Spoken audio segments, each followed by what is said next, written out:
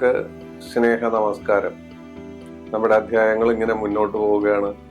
രാഹു കഴിഞ്ഞു, വലിയ സ്വീകരണമായിരുന്നു. ഇനി കേതുവിനെ കുറിച്ച് പറയണം. കേതുവിനെ കുറിച്ച് ഞാൻ രാഹുവിനെ പറ്റി പറഞ്ഞപ്പോൾ പറഞ്ഞു, അസുരൻ, അമൃത കട്ട് കുടിക്കല്, ചക്രായുധം പ്രയോഗിക്കല്, തല രാഹു ആയതും ഉടല് കേതു ആയതും. അപ്പൊ ഇനി ആ കഥ നമുക്ക് പറയണ്ട. അപ്പൊ കേതുവിന് ഹേതു വേണ്ട എന്നുള്ള ഒരു ചൊല്ലുണ്ട്. അതൊരു പഴഞ്ചൊല്ലാണത്. പക്ഷെ അത് കാര്യം അങ്ങനെ തന്നെയാണത്. ഈ പഴഞ്ചൊല്ലിൽ പതിരില്ല എന്ന് പറയുന്നത് പോലെയാണ് കേതുവിന് ഹേതു വേണ്ട എന്ന് പറയുന്നത്. കേതു ദശയിലെ ഏകദേശം 7 കൊല്ലമാണ്. ചൊവ്വയെ പോലെ തന്നെ ചൊവ്വയ്ക്ക് സമാനനാണ് കേതു. അപ്പൊ 7 കൊല്ലമാണ് കേതുദശ. ഈ കേതുദശാകാലത്ത് എന്തും സംഭവിക്കാം, ഏതും കേൾക്കാം, എന്തുമാവാം. അതാണ് ഈ കേതുവിന് ഹേതു വേണ്ട എന്ന് പറയുന്നത്.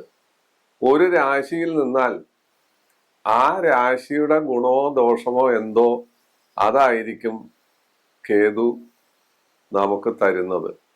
രാഹുവിനെ പോലെ അല്ല കേതു. അതാണ് അതിന്റെ പ്രത്യേകത. കേതുവും പ്രതിലോമകാരിയാണ്, പിറകോട്ടാണ് സഞ്ചരിക്കുന്നത്. അതൊക്കെ കഴിഞ്ഞ അധ്യായത്തിൽ നമ്മൾ പറഞ്ഞതാണ്, ആവർത്തിക്കുന്നില്ല. പിന്നെ കേതുവിന്റെ നിറം ചുവപ്പാണ്. ഉഗ്രമായ നോട്ടം എന്ന് പറഞ്ഞാൽ നോട്ടത്തിൽ തന്നെ ദഹിപ്പിച്ചു കളയും നമ്മൾ. വിഷവാക്ക്, വാക്കിന് മയമില്ല, വളരെ കഠിനമായ വിഷവാക്കുകളായിരിക്കും പറയുന്നത്. ആള് ആയുധധാരിയാണ്, എന്തോ ആയുധം ധരിച്ചിട്ടുണ്ടെന്ന് പറയുന്നു. ശരീരം മുഴുവൻ വ്രണമാണ്. ചൊറിചിരങ്ങുകളും അതുപോലെ പൊട്ടലും പഴുക്കലും ഒക്കെ ഉള്ള അയാളുടെ ശരീരം മുഴുവൻ വ്രണമാണ്. ആ കേതുവിന്റെ ദശയിലും നമുക്ക് ഇതേ അനുഭവങ്ങളാണ് ഉണ്ടാകുന്നത്. യുദ്ധത്തിൽ പങ്കെടുക്കുക, ചൊറി, ചെരങ്ങ്, അതുപോലെ പനി, ടൈഫോയിഡ്, ചിക്കൻ ഗുനിയ വന്നത് നിങ്ങൾക്ക് ഓർമ്മയുണ്ടോ? കേതുവും ശനിയും കൂടി ഒരേ രാശിയിൽ നിൽക്കുന്ന സമയത്താണ് കേരളമാകെ ചിക്കൻ ഗുനിയ എന്ന് പറയുന്ന മാരക രോഗം പടർന്ന് പിടിച്ചതും ജനങ്ങളെ മുഴുവൻ കഷ്ടപ്പെടുത്തിയതും. അങ്ങനെ കേതുവിനെ സംബന്ധിച്ച് ഒരുപാട് കുറ്റകരമായ അല്ലെങ്കിൽ സുഖകരമല്ലാത്ത കാര്യം. കാറ്റിനെ കുറിച്ച് പറയുമ്പോൾ കേതുവിനോട് ബന്ധമുണ്ട്. ആണി, അടിച്ചു കയറ്റുന്ന ആണി, അത് കേതുവായിട്ട് ബന്ധപ്പെടും. കൊടിമരം കേതുവായിട്ട് ബന്ധപ്പെടും. ഖനനം പലതരത്തിൽ നടക്കാം. പല കാര്യങ്ങൾക്ക് വേണ്ടി ഖനനം നടക്കാറുണ്ട്. ഹിംസ, അതുപോലെ ചാരം, ക്ഷുദ്രം, അഭിചാരം എന്ന് വേണ്ട മിന്നാമിനുങ്ങ് വരെ കേതുവുമായി ബന്ധപ്പെട്ട് നമ്മള് പുരാണ പുസ്തകങ്ങളിലെല്ലാം പറഞ്ഞു കാണുന്നു. പേൻ, ഈച്ച, അതുപോലെ കൊള്ളിമീൻ ഉണ്ടാകുക. കൊള്ളിമീൻ എന്ന് വെച്ചാല് വാൽനക്ഷത്രം കുതിക്കുക. ഹാലി ധൂമകേതുവൊക്കെ കുതിച്ച കാലത്ത് ആ കേതുവിന്റെ സ്ഥിതി വളരെ അപകടകരമായ രീതിയിലായിരുന്നു. അതുപോലെ ഓരോ യുദ്ധങ്ങൾ നടക്കുമ്പോഴും ആയുധങ്ങൾ ഉപയോഗിക്കുന്ന രീതിയിലും ആയുധം മനുഷ്യന് ഏത് രീതിയിലാണ് ആപത്തുകൾ ഉണ്ടാക്കുക, ഖനി അപകടങ്ങൾ, വെടിക്കെട്ട് അപകടങ്ങൾ എന്ന് വേണ്ട നമ്മുടെ ചുറ്റുപാടിലും നടക്കുന്ന ഒരുപാട് കാര്യങ്ങൾ കേതുവുമായി ബന്ധപ്പെട്ടാണ് നടക്കുന്നത്. കുട്ടികൾ ടൂറിന് പോകുന്നു, കാട്ടിലോ കടലിലോ എവിടെ വേണമെങ്കിലും പോകാം, ഇഷ്ടംപോലെ സ്ഥലമുണ്ട്. അതിൽപ്പെട്ട ഏതാനും കുട്ടികൾ കടലിൽ ചെന്ന് കടൽ തിരമാലകളിൽ പെടുന്നു, ആപത്തിൽപ്പെടുന്നു. അല്ലെങ്കിൽ മൂന്നാറിലേക്കോ കൊടൈക്കനാലിലേക്കോ അതുപോലുള്ള സ്ഥലങ്ങളിൽ ചെന്ന് അപകടങ്ങളിൽ പെടുന്നു. ഇതെല്ലാം കേതുവിന്റെ പ്രതിഭാവിലാസങ്ങളാണെന്ന് ഓർക്കണം. അതുപോലെ ഖനി അപകടങ്ങൾ, തുരങ്കങ്ങളിൽ ഉണ്ടാകുന്ന അപകടങ്ങൾ, ഗ്യാസ്, വൈദ്യുതി മുതലായവയിൽ നിന്നുണ്ടാകുന്നതായ കുഴപ്പങ്ങൾ, ഇതെല്ലാം കേതുവായിട്ട് ബന്ധപ്പെട്ടാണ് സാധാരണഗതിയിൽ വരുന്നത്. കേതു ദശയായിരിക്കാം, കേതു മറ്റേതെങ്കിലും ഗ്രഹത്തിന്റെ അപഹാരത്തിൽ നിൽക്കുകയായിരിക്കാം, ഇങ്ങനെയൊക്കെയുള്ള കാര്യങ്ങൾ ഉള്ളറകളെ പരിശോധിക്കുമ്പോൾ കാണാൻ പറ്റും. നമ്മളൊരു സംഭവം ഉണ്ടാവുമ്പോ കേതുവിന്റെ ദോഷം കൊണ്ടാണ് അത് വന്നത് എന്നൊന്നും ചിന്തിക്കില്ല. പക്ഷെ നമ്മളത് കുശാഗ്ര ബുദ്ധികള് അതിനെക്കുറിച്ച് പഠിക്കുമ്പോൾ, ഒരു വെടിക്കെട്ട് അപകടം ഉണ്ടാകുമ്പോൾ എന്തുകൊണ്ടത് ഏത് സമയത്തുണ്ടായി, എന്താണ് അതിന്റെ കാരണം, നിദാനം എന്നെല്ലാം അന്വേഷിക്കുമ്പോൾ നമുക്ക് അതിന്റെ സത്യസ്ഥിതി വെളിച്ചപ്പെടുന്നു. അത് സ്വാഭാവികമായ കാര്യമാണത്. അപ്പൊ കേതുവിനെ സംബന്ധിച്ച് ഇങ്ങനെ ഒരുപാട് കാര്യങ്ങൾ നമുക്ക് പറയാം. നല്ല കാര്യങ്ങളല്ല കേതുവിനെ സംബന്ധിച്ച് നമുക്ക് പറയാം. കേതു ആകെ 3, 6, 11 ഭാവത്തിൽ മാത്രമാണ് ഗുണകരമായ അന്തരീക്ഷം നമുക്ക് തരുന്നത്. അല്ലാത്ത സ്ഥലത്തെല്ലാം അത് ദോഷകരമായ കാര്യം. ഏത് രാശിയിലാണോ നിൽക്കുന്നത് ആ രാശിയുടെ സ്വഭാവത്തിനനുസരിച്ച് ഗുണം തരില്ല, ദോഷം തരികയും ചെയ്യും. ഗുണം എന്ന വാക്ക് അയാളുടെ കയ്യിൽ വളരെ കുറവാണ്. ഗർഭിണികളുടെ ഗർഭം അലസിപ്പോവുക, അതുപോലെ ഗർഭം ധരിക്കാതിരിക്കുക, ഇതെല്ലാം കേതു ദുസ്ഥാനത്ത് 7 പോലത്തെ സ്ഥലത്തോ അല്ലെങ്കിൽ 5 പോലത്തെ സ്ഥലത്തൊക്കെ നിൽക്കുമ്പോൾ സംഭവിക്കാവുന്ന കാര്യങ്ങളാണ്. ഇതുപോലെ ഒരുപാട് കാര്യങ്ങൾ പറയാം. പക്ഷെ ഞാൻ വൃഥാസ്ഥൂലത ഒഴിവാക്കാൻ വേണ്ടി അത് വളരെ കുറച്ച് മാത്രം പറഞ്ഞ് നിർത്തുകയാണ്. കേതുവിന്റെ ബന്ധുക്കൾ ബുധനും ശനിയും ശുക്രനുമാണ്. ശത്രുക്കളാകട്ടെ രവി, ചന്ദ്രൻ, വ്യാഴം, സമൻ, കുജനാണ്. ദശ 7 കൊല്ലമാണ്. അപ്പൊ 7 കൊല്ലമാണ് ഇതിന്റെ ദശാകാലം. ആ ദശാകാലത്ത് നമുക്ക് സംഭവിക്കാവുന്ന കാര്യങ്ങൾക്ക് അറുതികളില്ല. നല്ലത് തരാൻ അയാൾ പോകുന്നില്ലെങ്കിലും ഈ 3, 6, 7, 11 ഭാഗത്ത് നിൽക്കുമ്പോഴും അപഹാരങ്ങളിൽ വ്യാഴത്തിന്റെ അപഹാരം കേതുദശയില്, ശുക്രന്റെ അപഹാരം, ബുധന്റെ അപഹാരം, അതുപോലുള്ള അപഹാരങ്ങളിൽ ദോഷങ്ങൾ ഉണ്ടാവില്ല. വലിയ കുഴപ്പങ്ങളില്ലാതെ പോകും എന്നല്ലാതെ ശനി വാരി കോരിത്തരുന്ന രീതിയിലോ വ്യാഴം തരുന്ന രീതിയിലോ ബുധൻ തരുന്ന രീതിയിലോ ശുക്രൻ തരുന്ന രീതിയിലോ കേതു തരാൻ പോണില്ല. അതാണ് ഈ ഗ്രഹത്തിന്റെ ഏറ്റവും വലിയ പ്രത്യേകത.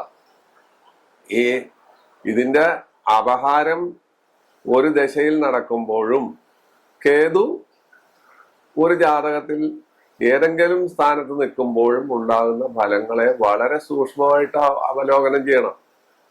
മുഹൂർത്ത കാര്യങ്ങൾ കേതുവിന് പ്രസക്തിയില്ല.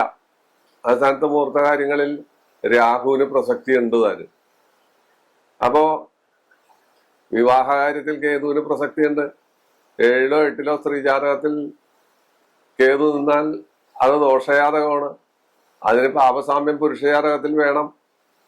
ഇതെല്ലാം വളരെ ശ്രദ്ധാപൂർവം അറിയേണ്ട കാര്യങ്ങളാണ്. അപ്പോ ഇനി നമുക്ക് ഇത്രയും കാര്യങ്ങൾ പറഞ്ഞതിന് ശേഷം കേതു ഓരോ സ്ഥലത്തും നിന്നാല് ഒരു പലർക്കും പല രീതിയിലായിരിക്കും.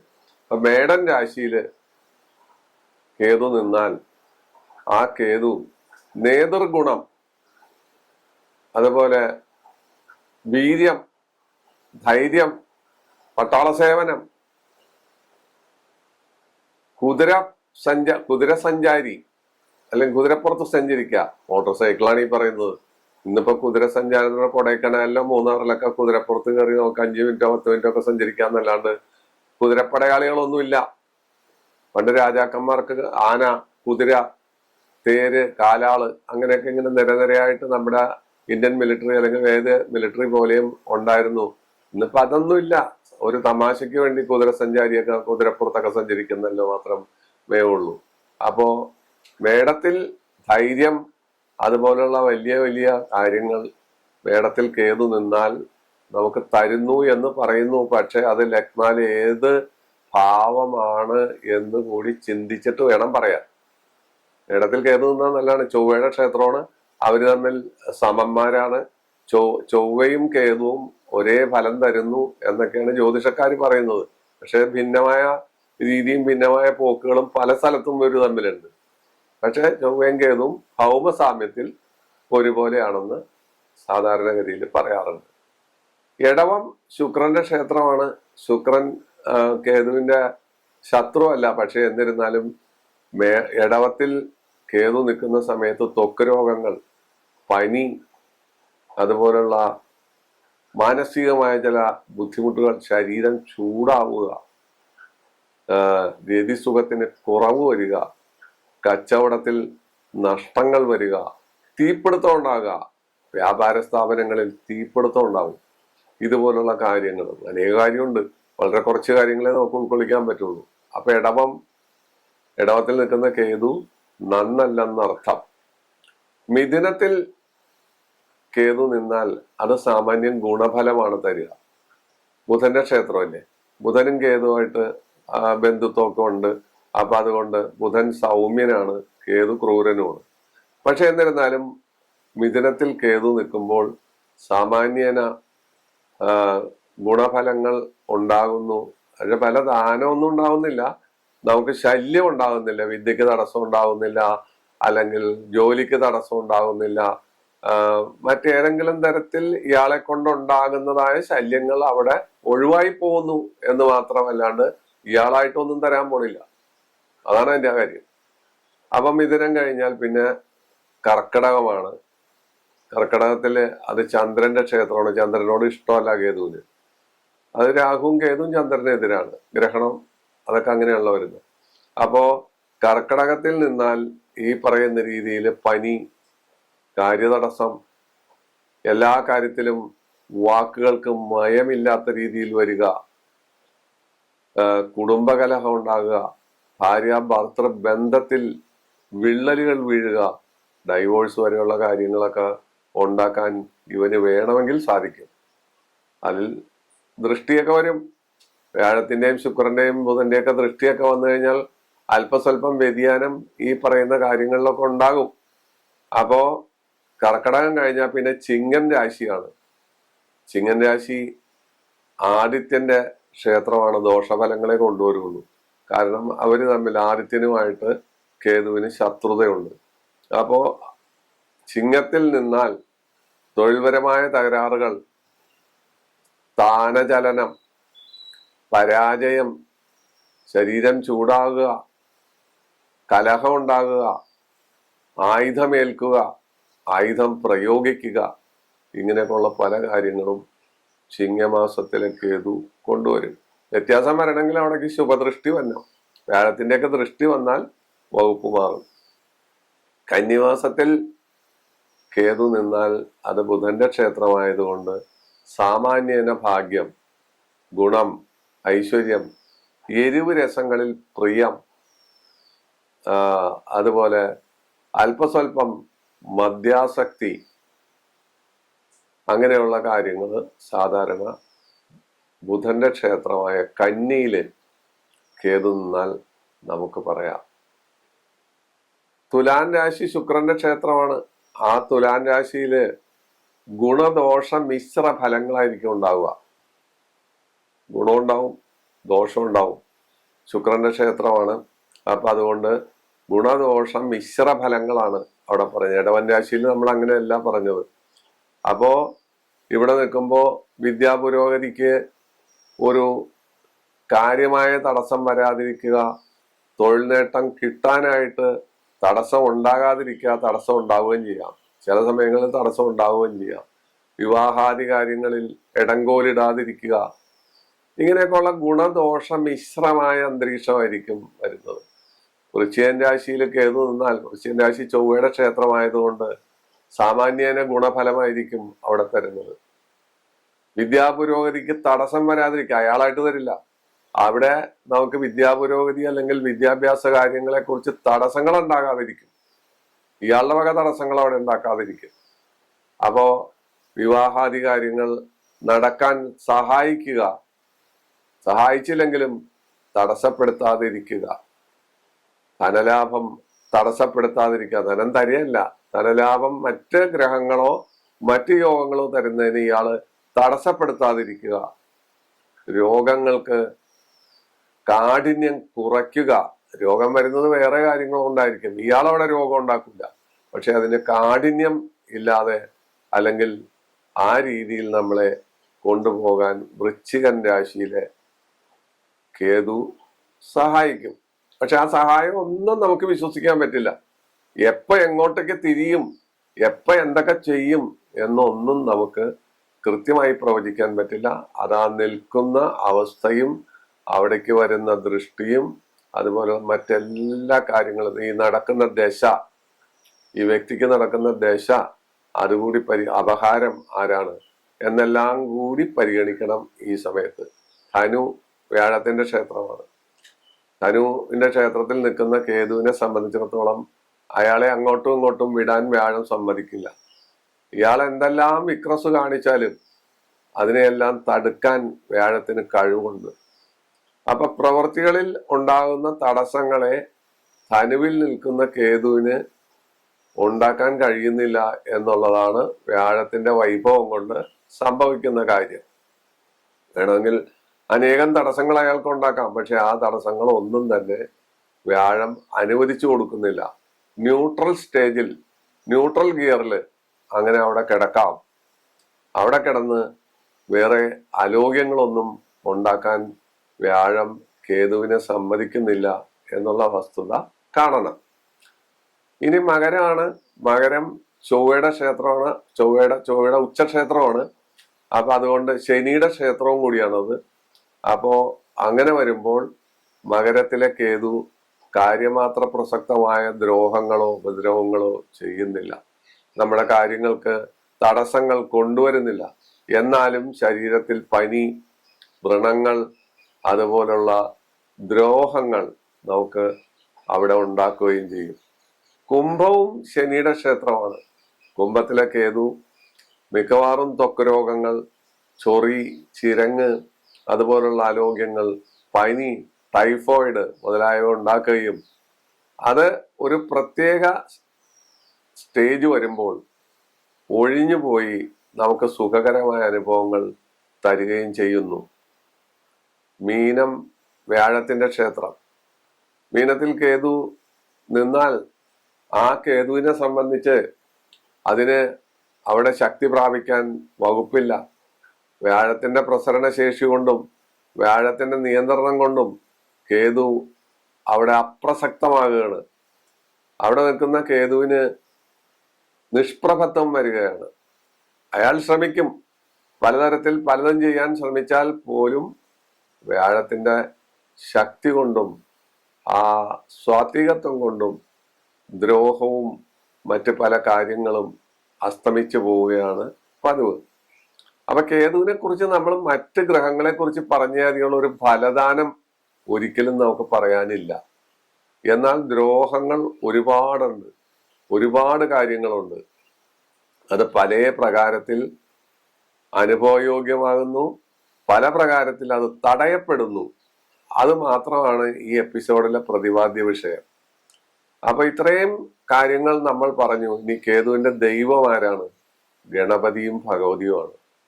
ഗണപതി പ്രീതി, ഭഗവതി പ്രീതി.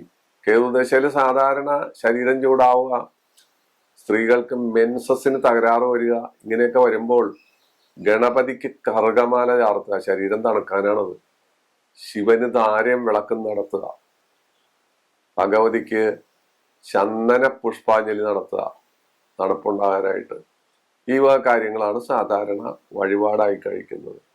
രത്നങ്ങളോ കല്ലുകളോ പൂജകളോ ഏലസുകളോ ഒന്നും ഇതിന് റെമഡി അല്ല. അതെല്ലാം പണം പോകും എന്നല്ലാതെ യാതൊരു ഗുണവും തരില്ല. ആ വഴിക്ക് പോവുകയും വേണ്ട. പ്രാർത്ഥന വളരെ വലുതാണ്. കേതുവിനോട് നമ്മൾ കാര്യഗൗരവമായി വിളിച്ച് എന്നെ ദ്രോഹിക്കരുതേ എന്ന് പ്രാർത്ഥിച്ച് കേതുവിന്റെ സ്തോത്രം നമുക്ക് 108 പ്രാവശ്യമോ അല്ലെങ്കിൽ സൗകര്യം പോലെയൊക്കെ ജപിക്കാം.